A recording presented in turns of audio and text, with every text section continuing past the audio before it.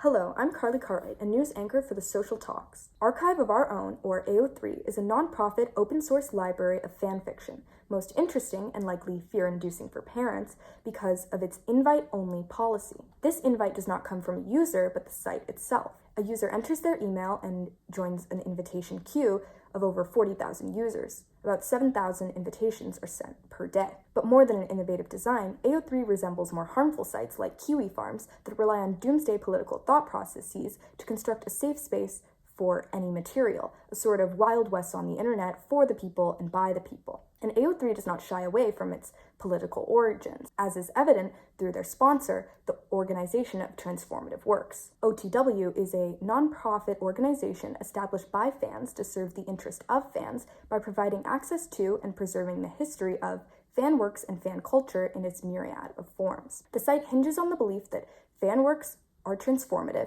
and transformative works are legitimate. And it is certainly fair to be protective over fan art as it has been legally challenged before. All fan art is illegal for sale because the term fan art implies that the character is not owned by the artist, despite any recreation or parody that may be implied in fan art. But AO3 is not about profit, so why be so secretive? Despite any implications of a password-protected service, what Archive of Our Own proposes is not secrecy, but freedom of knowledge.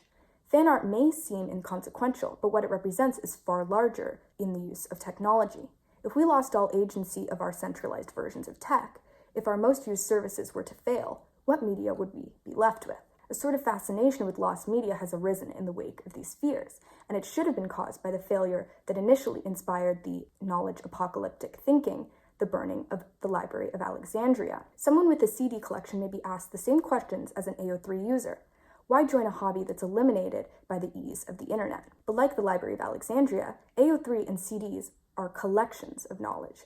AO3 is still tethered to the insecurity of digital media and the internet, while CDs and libraries have the power of what is called time bias. In their analog form of being, they are more durable in the case of emergency. Archive of Our Own, at the very least, is decentralized from our main collections of knowledge and art online, Instagram and social media, for example. In short, if we could find no fan art on social media, AO3 would still have it locked up in a semi-safe library. Other social media sites host fan art and in doing so, profit from the advertisement between its posts.